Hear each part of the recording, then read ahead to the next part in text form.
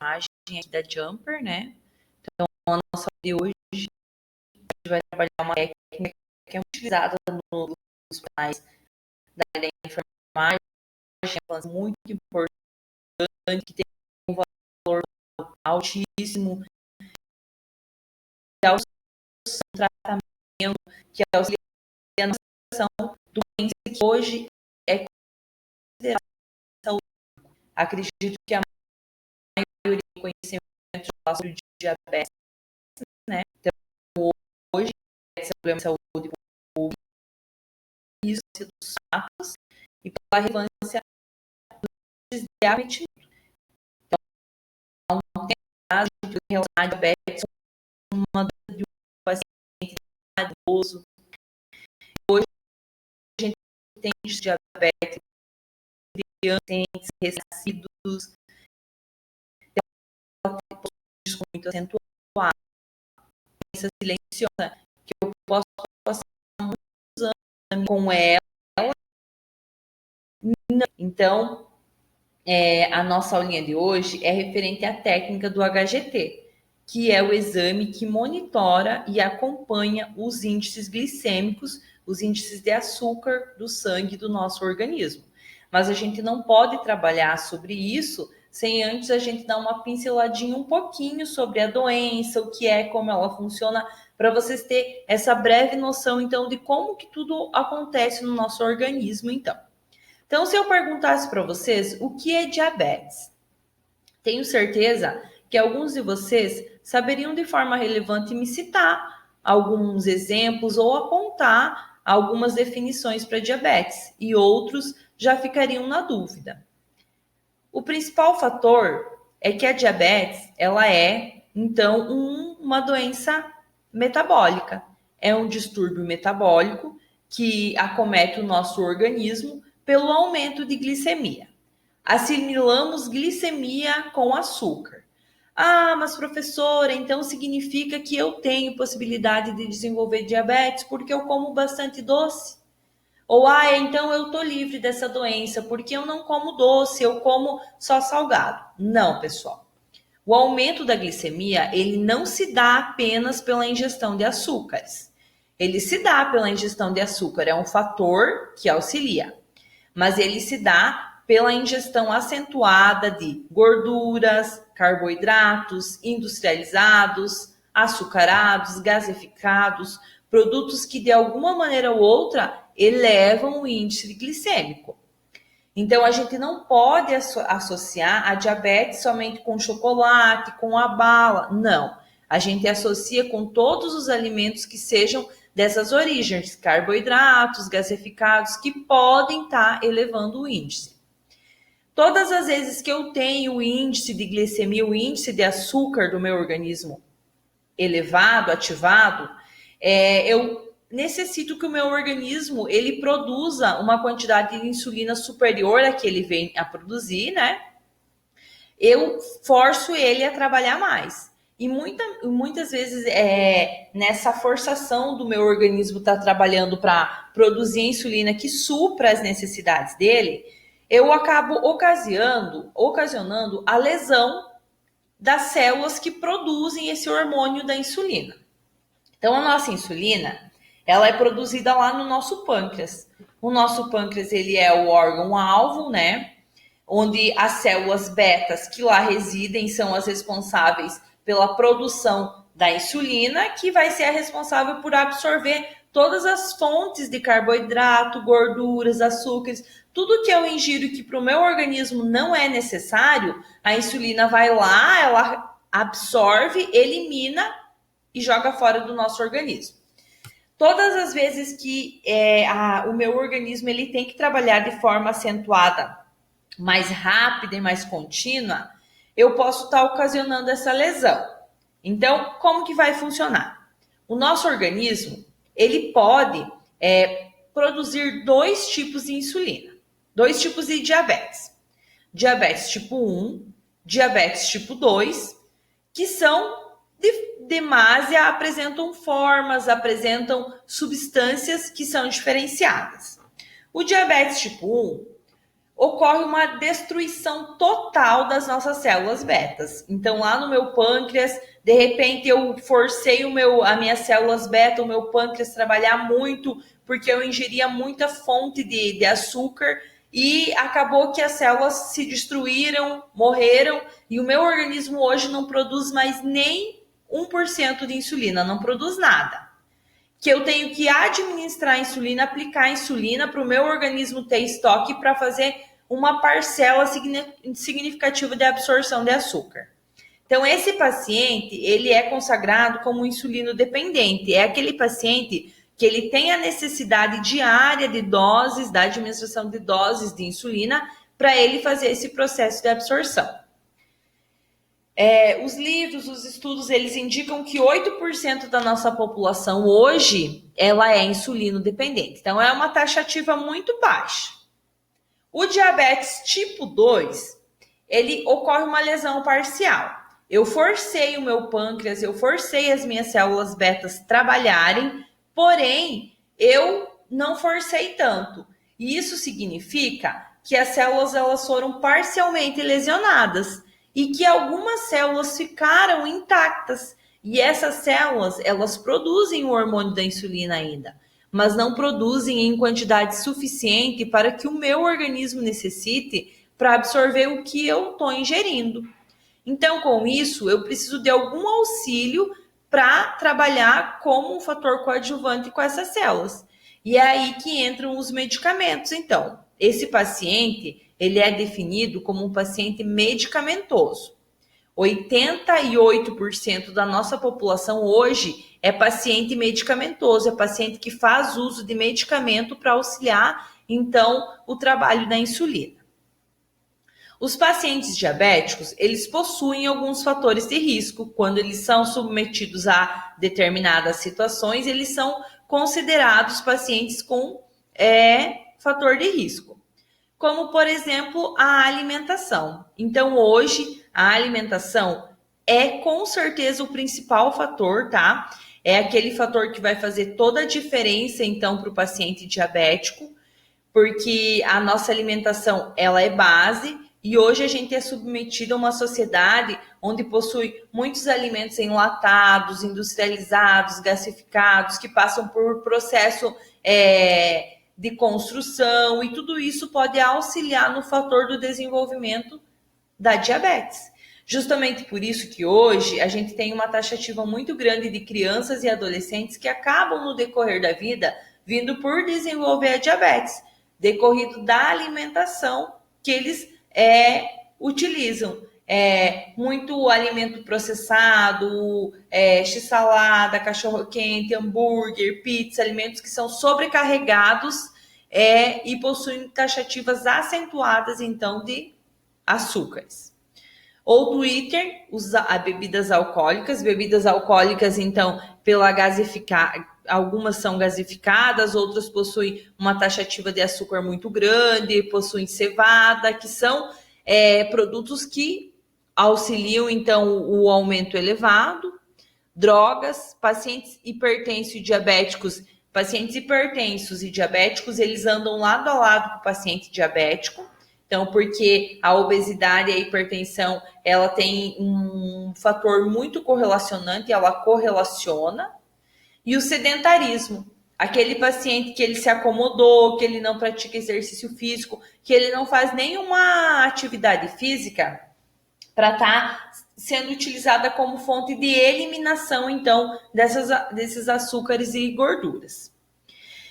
Como eu disse no início, a diabetes ela é uma doença silenciosa, então às vezes você vai passar um bom período, um bom tempo da tua vida sem saber que você é diabético. Você vai seguir a tua vida normal.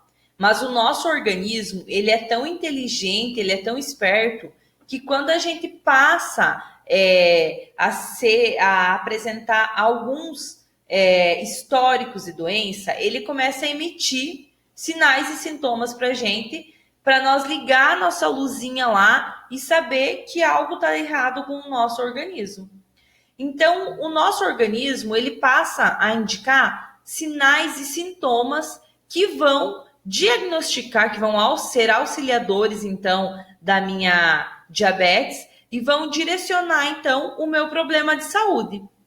Quais são? Redução da visão. Paciente diabético, ele tem a diminuição da visão. A visão ela fica turva, embaçado, o paciente tem aquela dificuldade constante de estar visualizando, assistindo TV, enxergando. O paciente ele emagrece rapidamente, assim, a questão de meses, ele emagrece o que ele não conseguiu emagrecer anteriormente com uma dieta muito acirrada. Ele está sempre com aquela sensação de fraco, prostrado, pálido, sempre amarelo. A boca dele sempre vai estar seca, ele sempre vai ter que ter aquela saciedade imensa de estar tomando água. E a urina, ela vai diminuir, por quê? Porque o rim também vai começar a diminuir o seu processo de funcionabilidade.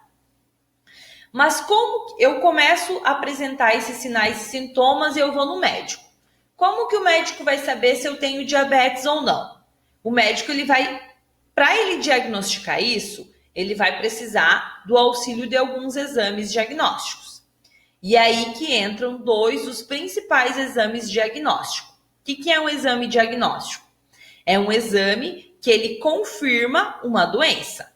No caso do diabetes, o primeiro exame que a gente vai utilizar é a glicemia plasmática, a glicemia em jejum, que você vai lá no laboratório, coleta o teu sanguezinho de 8 a 12 horas em jejum. Muito importante respeitar esse jejum de 8 a 12 horas, porque se você não respeitar, o exame pode aparecer num processo de alteração e isso pode trazer severas complicações, dificuldades no tratamento.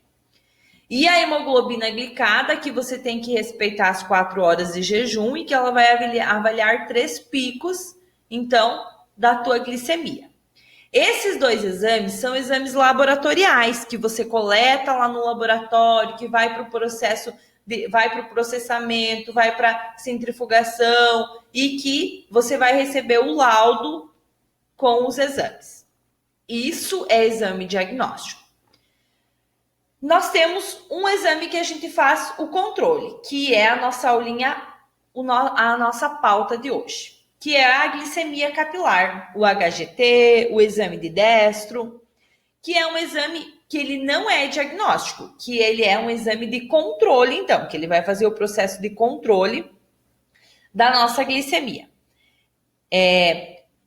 O HGT está aqui, o glicosímetro está aqui, ó. Esse aparelhinho aqui, ó, ele é o aparelhinho que eu estou mostrando para vocês, que faz o processo de monitoração, então, da nossa glicemia. Através dele, que a gente vai saber se os nossos índices glicêmicos estão alterados, diminuídos, ou estão num nível ideal.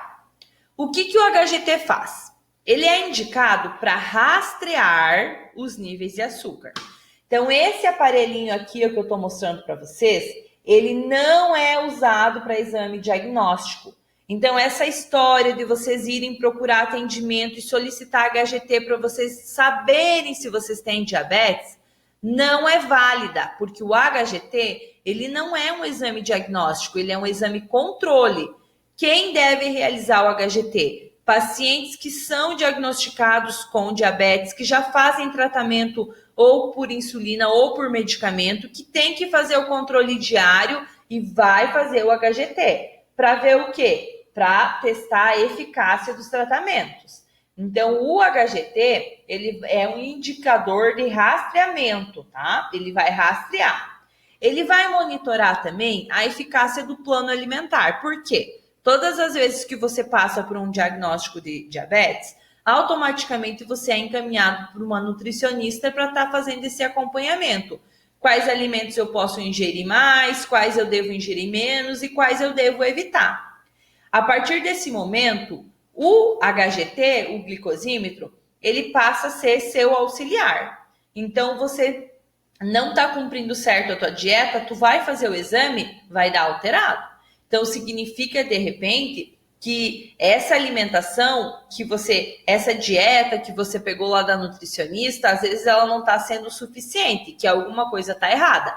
Ou você não está cumprindo, ou algo está de errado. Também o HGT ele serve para orientar mudanças de tratamento.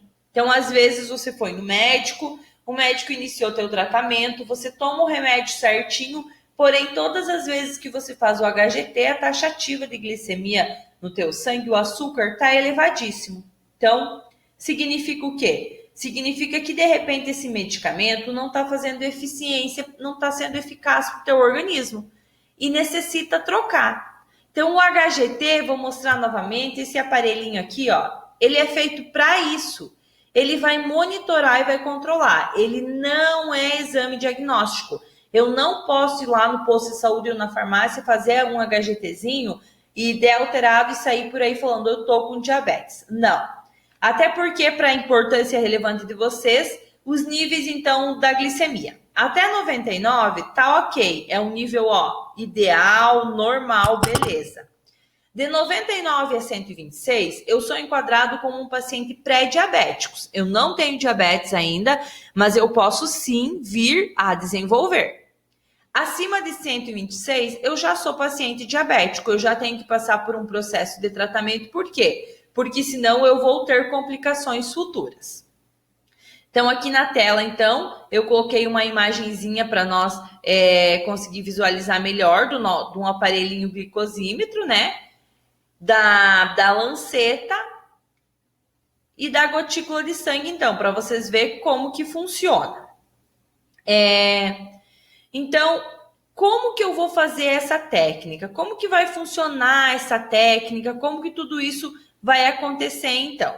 A técnica do HGT, ela é uma técnica muito legal de ser executada, ela é uma técnica muito 10 de ser executada, a maioria dos profissionais gosta de executar essa técnica, ela não traz dificuldade alguma. Primeira coisa, materiais.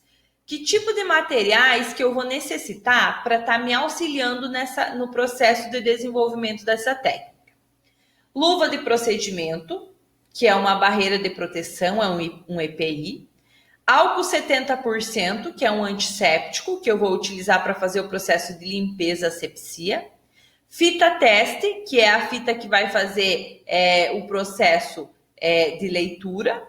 A lanceta para perfurar, o algodão e o aparelho glicosímetro. Então, como que eu vou realizar a técnica?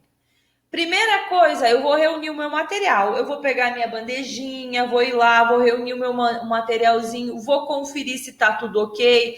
Até porque, às vezes, a gente começa a executar a técnica e não confere. E você tá lá com o paciente, já perfurou o dedo dele, mas você acabou percebendo que a fita teste não tá aqui, que tá lá na outra sala, no outro consultório, você tem que ir buscar. Então, para evitar esses índices de correria e de desperdício de tempo, eu vou lá e confiro o meu material. Conferi meu material tá ok, eu vou lavar a minha mão.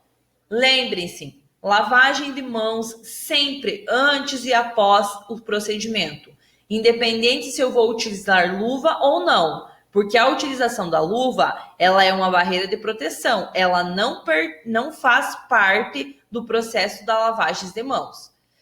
Lavei a minha mão, eu vou conversar com o paciente. Vou orientar ele, até porque eu não posso chegar assim do nada, pegar o dedo do paciente, passar o algodão, furar, coletar a gotinha de sangue, virar as costas e sair. Não, eu tenho que ter respeito pelo paciente, né? E orientar o processo. Então, olha, senhor, eu vou estar realizando a técnica do HGT, porque o doutor quer avaliar o índice de glicemia do seu sangue, então eu vou ter que dar uma furadinha no seu dedo, tá?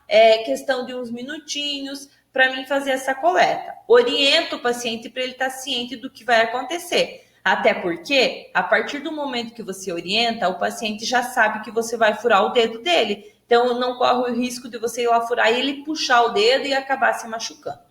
Orientei o paciente, eu vou posicionar, vou colocar a fita teste no meu aparelho, vou calçar minhas luvas, vou fazer asepsia no dedo do paciente, vou utilizar a lancetinha para perfurar, perfurei, coloco uma gotinha de sangue na fita teste, né? Pressiono o dedo do paciente para não sangrar, espero o tempo de leitura do aparelho, recolho todo o meu material, desprezo adequadamente, né? pérfuro cortante no pérfuro, contaminado no contaminado, reciclável no reciclado. Lavo as minhas mãos e comunico o paciente do resultado do exame. Então, uma técnica fácil, clara, simples, que não é difícil para o profissional executar. A gente só tem que ter essa coerência de como eu vou estar executando e executando da maneira correta, para não vir a ter problemas com o paciente. Sempre no momento que a gente for informar o paciente, comunicar a ele do resultado do exame, é muito importante o quê? É muito importante que eu ressalve para o paciente que não é exame diagnóstico, que é um controle, que de repente daqui 2 horas eu verifique novamente e a glicemia dele pode estar alterada ou diminuída. Que o HGT, ele não é um exame diagnóstico e ele não é um exame que ele vai indicar um nível de glicemia para sempre. Não, ele é um exame controle e esse exame controle pode passar as oscilações. Então, eu vou mostrar para vocês novamente o glicosímetro. Ó, ele é um aparelhinho que possui um painel, que esse painel ele faz a leitura, ele possui a entradinha aqui ó para fita. Aqui também ele possui um chipzinho, que é o chip que faz a leitura, que cada tubete de lanceta possui um. A partir do momento que eu anexo o glicosímetro, o glicosímetro já está pronto para fazer a leitura. Eu tenho aqui os tubetes das fitas, ó, os tubetes são numerados, cada tubete vem com um chipzinho para adaptar, e dentro dele eu tenho as fitinhas, ó. As fitas testes, elas são assim, ó, elas possuem uma indicação com as flechinhas indicando o local aonde elas devem ser anexadas, possui essa barreira verde, que é onde eu vou colocar a gotinha de sangue. Então eu vou aqui, ó, eu vou adaptar ela no meu aparelho. A partir do momento que eu adapto ela, o aparelho já automaticamente liga e eu tenho que aguardar para depositar a gotinha de sangue no meu aparelho somente quando começa a pedir, ó.